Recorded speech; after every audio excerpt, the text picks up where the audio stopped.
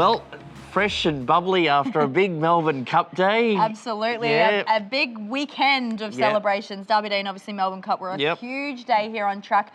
Nearly, I think we're just under 10,000 people across the 2 days for a massive 2 days during the Spring Carnival here at the Gold Coast. Yeah, you sort of ask yourself what day of the week it is. It's been that...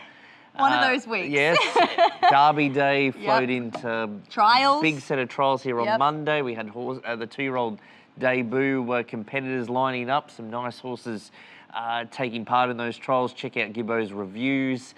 For what it's worth, I thought the Snoop Dogg, it's actually not a Magic Millions horse for Simon Foster, but it did trial particularly well, worth having a look. First heat, those first 3 trials were run on the course proper, and then we had the rest on the B grass. It was a big session. Of course, Cup Day Tuesday. Any joy?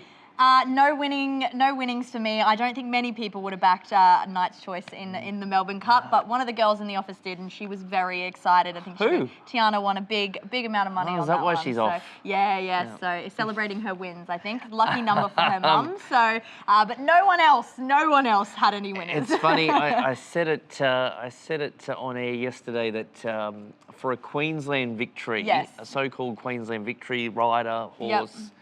It was disbelief. 100%. It was so quiet after the Cup. Like no one could believe it. I don't know anyone that was on it apart from Tiana. And the only reason she was on it is because her mum forced her to, so she wouldn't have gone on it otherwise. But I was in the betting auditorium watching all the faces of the crowd, watching that race, and I could hear one cheer over the far left corner, and it was this guy who clearly had all of his life savings on that, and he was so excited. No one else in the room was, except for him. It was just one of those results. Some of the dividends, the first 4 paid $1 million. Some people have absolutely scooped the pool with mystery trifectas. Yep. Unfortunately, I was on Warp Speed, who ran second. No. Yeah. So anyway, we moved on. We moved on quickly to the next race. Yep. So that's our Derby Day Melbourne Cup recap.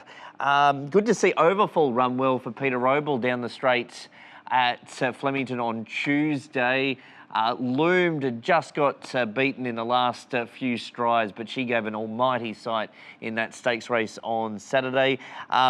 Speaking of the Roble stable, Violet Salisbury rode her first winner at Bow Desert on Saturday. Yes, it was Saturday. Can't remember our days. Derby Day. Dolvin and Charm was able to lead all of the way, so well done to Violet. She's only just had a handful of rides, I think 9 or 10. So she's kicked off her career with a winner there on Saturday. And Soraya Champion was the story of the races here on Tuesday on Cup Day, riding half the card, 3 out of the 6 winners. So watch for Soraya. She's on loan to Glenn Thornton. Glen's stable's going well. I better mention it. Cold One was successful on Saturday. Of course. How could you forget? How could you forget? And Craig Miller didn't see him after the race. Didn't shout anyone. Typical Funky Miller fashion. I did see his car in our car park for a few days, so maybe it was a big night for him. And in my car park. Anyway, look, it reminds me of a dog van. It does. It takes the greyhounds to the races. But anyway, shout out to Craig. Big fan of the show. Always watches. You know, he still goes on about the time that he was on this show, that apparently it was the most views. I think it was. So I reckon it was just him watching it. I hate to tell him, but I do think he got our most views. But well done. A good supporter group. Plenty of owners were here trackside. Geez, didn't they go off? I know, the Mounting Yard was one of our fullest races for in the Directors' Lounge after that for their winnings. So that, and the stable is going well. G. Thornton at the moment. Horse of the Month, Living Free. He's flying. He was successful at Saturday Metropolitan Grade last time around in Brisbane, but he'd won 2 straight here on the Poly. He's actually a dual acceptor this weekend for Brisbane and Sydney, so not sure which way they're going. Adam's actually flying off to Japan, doing it tough. But he'll be watching the show. Big fan of the show, loves the show. So congratulations to Connections there with Living Free winning Horse of the Month for October. This weekend, Titans Race Day. Race Day, a massive one on the card. Obviously, we'll be watching on all the Champion Stakes Day action as well. But here, we'll have the Gold Coast Titans Race Day. They come out every year, and it's a very exciting day. There'll be 6 races on the Poly, so it'll be another great one to get out to as well. Also on this weekend, the Equine Academy Open Day for the industry school. school. So that's another great one. Obviously, we partner with the industry school for the Equine Academy. Yep. They get some families in for an open day to see what the races is all about, what the racing industry is all about, and how their young ones can get involved and get a part of it. So that'll be a great day here on Saturday in our Directors Lounge. So if you do have a young one that's interested, register now at the industry school's website. Great, always great to see the students out here to have a look around and they get a real perspective of the racing side of things, or how the turf club runs as well. It's hospitality, everything, events, and obviously seeing you up in the caller's box, I'm sure. It's amazing how things do run here some days.